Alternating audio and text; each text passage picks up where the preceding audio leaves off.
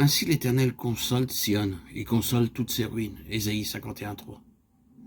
Heureux les affligés, ceux qui pleurent, ils seront consolés. Matthieu 5:4. Tout d'abord, Sion, ce nom signifie ensoleillé ou élevé. Elle représente les vainqueurs dans l'Église et Jérusalem toute l'Église. Sion est l'Église céleste et spirituelle selon la pensée de Dieu, celle qui répond au cœur de Dieu. Mais de Sion, il est dit, tous y sont nés, et c'est le Très-Haut qui l'a fermi. Psaume 87:5. Tous y sont nés parle de l'élection de l'Église, un corps élu dès avant la fondation du monde. Éphésiens 1:4. Dieu se sert à chaque génération de quelques croyants avec lesquels il obtient l'instrument de son intervention et le vase pour l'expression de sa pleine pensée. Ces hommes, au cœur sans partage, sont l'objet des assauts de Satan. Ils ont part à la coupe, et la souffrance est leur lot. Il est vrai que vous boirez la coupe que je dois boire, et que vous serez baptisés du baptême dont je dois être baptisé. Marc 10:39.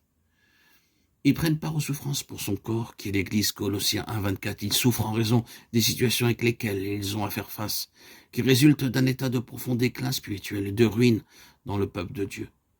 Satan est animé d'une très grande haine contre Sion, car elle est l'expression pleine de la croix, qui permet à Dieu d'avoir quelque chose entièrement du ciel, entièrement de l'esprit.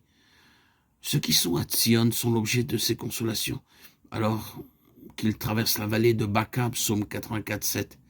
Ils demeurent fidèles à la vision céleste et maintiennent le témoignage du Seigneur dans l'intégralité de sa pensée. Ils travaillent à ramener ceux qui se sont éloignés et dont la vie spirituelle doit être restaurée, car eux aussi, et à cause des grandes compassions de Dieu, seront l'objet de ses consolations. Il console toutes ses ruines. En étant introduits dans le chemin de Dieu pour entrer dans Sion, être rétablis de toutes leurs pertes et apprendre ce que signifie Sion, l'Église selon la pensée de Dieu. En examinant la vie de David, ce fut après que les anciens vinrent à Hébron pour le oindre dans l'unité comme roi sur tout Israël, selon la parole de l'Éternel prononcée par Samuel, qu'il marcha sur Jérusalem pour en chasser les Jébusiens et s'emparer de la forteresse de Sion.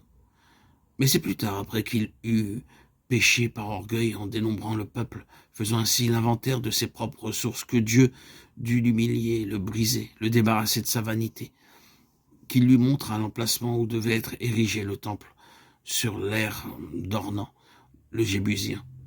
En choisissant David, Dieu avait révélé à Samuel l'homme qu'il désirait, non seulement pour qu'il en fasse un roi pour lui, mais aussi un homme à qui il pourrait révéler son plan céleste concernant le temple, un homme qu'il dirigeait lui-même. J'ai choisi David, un homme selon mon cœur, qui accomplira toutes mes volontés. Acte 13:23. Ce fut en raison d'un tel dessein que Dieu le fit passer par de douloureuses et pénibles épreuves pour le briser et le libérer de ses propres concepts et de son orgueil. C'est ce qu'il mentionne dans le psaume 132:1. Éternel, souviens-toi de David et de toutes ses peines.